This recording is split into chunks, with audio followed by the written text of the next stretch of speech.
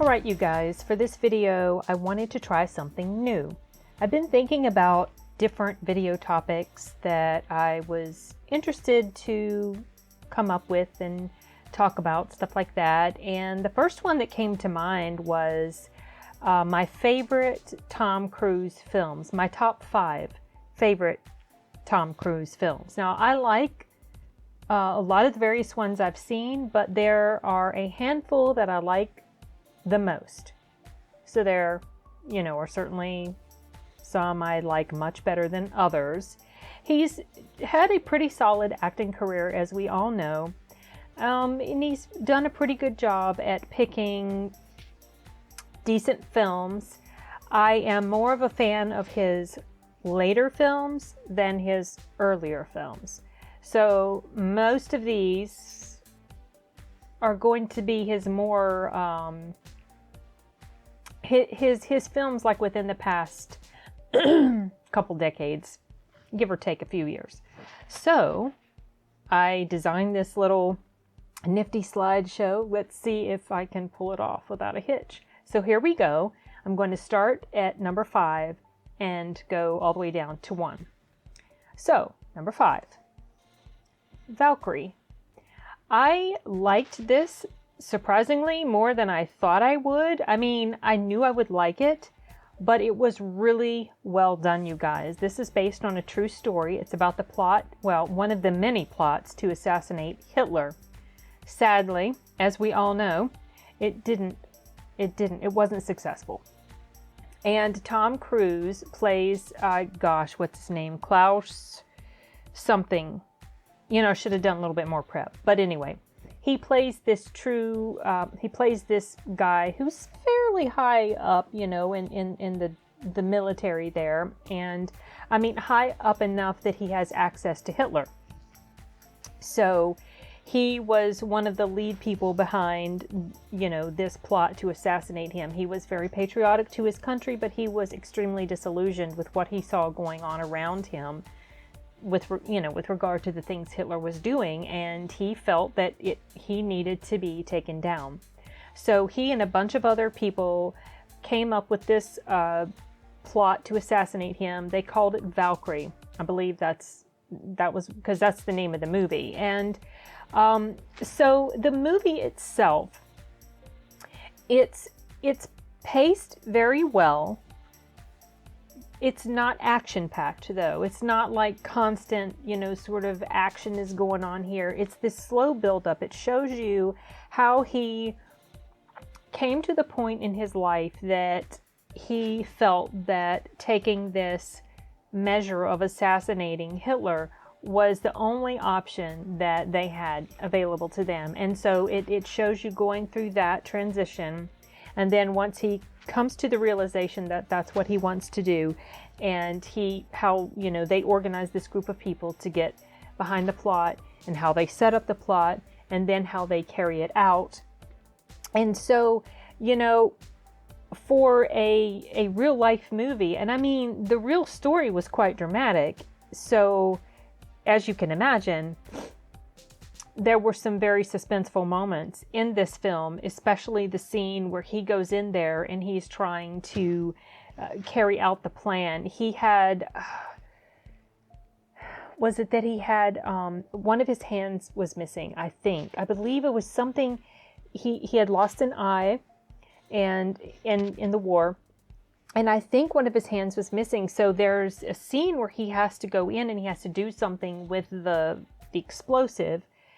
And he has to do it quickly, and he's working with only one hand, and he's right there in the place where he's going to carry out this plan. So, things like that, just super suspenseful stuff. And, as you're watching this, or I was anyway, filled with a sense of dread because it wasn't successful. And if you knew anything about, or if you know anything about this real life man, what happens to him in the end and to the other people that were involved in the plot. And so it's like a black cloud hanging over it. But at the same time, I liked it more than I thought I would because of how well it was put together. And so I list this in my top 5 because it's just, for me, so well done that despite all of the negative things that happen in the real life story, and so the plot wasn't successful, and what happened to the people at the end, it was still so solid that it really stayed with me for a long time. And so I call it rewatchable-ish because I have not watched this very often since I first saw it, and a lot of times I like to designate what I consider a favorite film as a film that I like to watch over and over again. That's sort of like my marker for what I consider a favorite. So this one's a little different in that regard because I've only seen it like maybe 2 or 3 times since I first saw it. Well, I saw it in theaters, and then maybe I saw it 1 or 2 times after that. I did buy the DVD. I have not really watched this movie in years. So, I mean, because, of the whole story, it's kind of depressing, but it's so good that I had to include it on my list. And so that's why it makes my number 5. It's definitely worth, it's late. I do these videos when it's late at night a lot of times, and then I get, whatever. It's worth at least one viewing. I think everybody should watch this. It's just, astounding the sacrifice that these people made. And it's really unfortunate that they weren't able to be successful. And it was certainly not for lack of trying, people trying to kill that man, let me tell you. Anyway, okay, moving on to number 4. Okay, number 4, I cheated a little bit, you guys.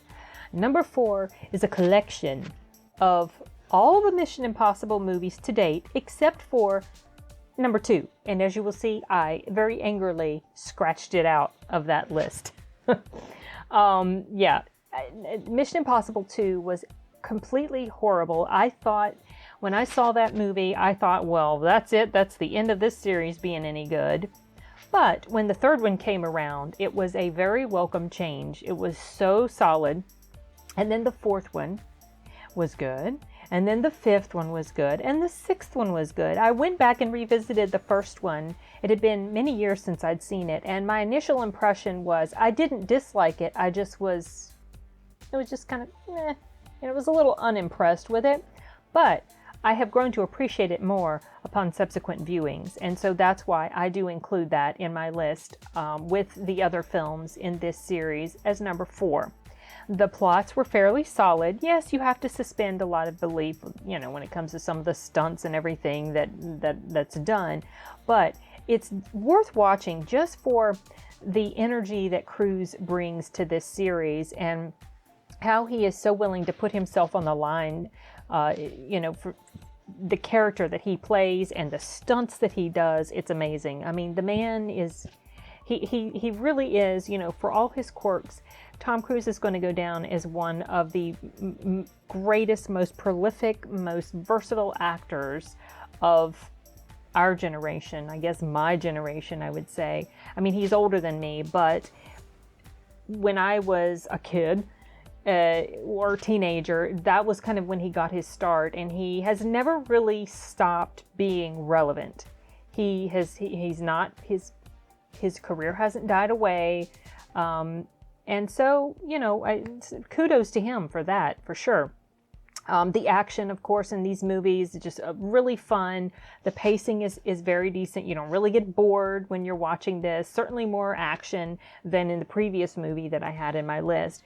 There's a fun chemistry between the 3 main actors. Now, they weren't in all of them, but they've been in multiple movies. So, Simon Pegg, Ving Rhames, and Cruise, they're like the 3 top people that work together.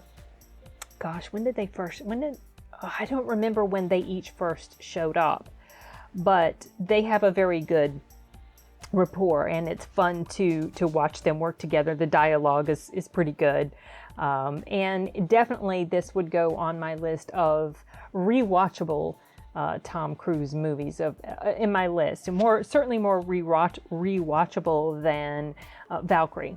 In fact, I recently purchased this 6-movie collection because during the holidays or Black Friday or something, it was on sale for a super cheap price. I couldn't resist, so I went ahead and got it. Okay, moving on to number 3. Live, Die, Repeat, Edge of Tomorrow is the actual title. And this one was really fun. I like this movie a lot. It deals with time loops. I love time loop stuff. Time travel, time loop, day repeating, that sort of, I love it, love it. The action is great. The acting is great. There are certain moments of humor that happen throughout the film that are kind of fun, sort of help break the tension a bit, especially when he keeps dying over and over and over. Think, a sci-fi Groundhog Day sort of thing, except with aliens. They are battling this, it's like an alien invasion, and he keeps dying. His day keeps repeating, and he has to try to figure out what is it going to take to defeat this enemy force that has invaded their planet. And it's his dying and repeating over and over and over that sets him on the pathway that he needs to be on in order to figure out what to do. This is a very rewatchable film because it's so much fun. The acting is really good. The action is so good. And just the whole overall theme, just the whole time travel thing, really, really, really good. I saw this in theaters and I've seen it a few times since then. I do have the DVD, and doing this is making me really want to go back and rewatch all of these movies, even Valkyrie. Okay, moving on to number 2. Collateral. Okay, so I like the concept for this movie. It was quite interesting. Cruise plays a hitman who hires this taxi driver to drive him around town to all the different hits he has to make. And it's interesting because the little plot details that happen throughout, especially in the very beginning, and as the story progresses, it kind of comes around to something that had happened in the beginning, and it really amps up. It's like to me, it was a very suspenseful climax. It's not nonstop action. It does have more action in it than, let's say, Valkyrie. I mean, a lot of these have more action-y stuff in it than Valkyrie does. But it's not to the point that you get desensitized to it. It was done in such a way that it really kind of puts you on edge. Once you realize what Cruise's character is about, you're very, very nervous for Jamie Foxx's character, and you're trying to see if he's going to be able to get out of this situation that he's in. The dynamic between these two characters was interesting. I mean, Cruise, he was a bad guy in here. He was a hitman, but he was a complex bad guy. He wasn't like your typical just, cardboard cutout bad guy. I mean, they would have these conversations with each other about different life issues and things like that. And Cruise's character, was interested in different things. You could tell there was a depth to him. And yet at the same time, you knew that Fox was in danger the whole time he was with him, because that at the end of his mission, there's no way he's going to let this guy live, right? There's that threat hanging over Fox's character the entire time. So it was just really, I first saw this not long after it had come out. In 2005 is when I saw it. And I loved this movie for many years. Was my favorite Tom Cruise movie. It was an unusual character. The plot was quite interesting and different. There was never a dull moment at all from the beginning to the end. The suspenseful climax was just like, I remember the first time I watched this. During the climax, I was thinking that's like Tom Cruise, his character is like the Terminator. He just was unstoppable. It was just so well done. Super rewatchable. I need to watch this again. I have not seen it in quite a while, and I really need to revisit this. Very, very fun movie. Highly recommend this. Okay, so for many years, this had been my number 1 Cruise film. As much as I liked Edge of Tomorrow, I think that one came out Yeah, Edge of Tomorrow came out after the film that is my favorite Cruise film. So once my favorite one came along, it hasn't really been replaced yet. I mean, maybe in a few years in my mind it will be replaced by maybe Collateral will take number one again, or Edge of Tomorrow will take number one again. But so far that hasn't happened.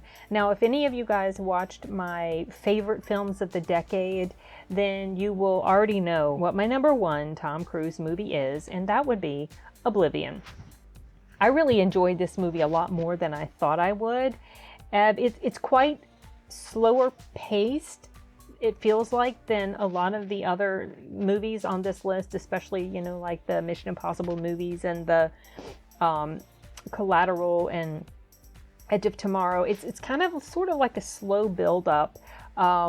It's still well paced overall, even though it's slower. It's got a good mix of downtime and action woven together as the story unfolds, because you're kind of learning things sort of as he's learning things. He plays, I can't remember the name of his character, but he and this girl, they're like one of the few or two remaining drone repair people that are left on Earth, because there had been this invasion from this alien force, and they had, I guess, defeated the alien force, but they needed to keep these people on the planet to take care of the drones, or something like that.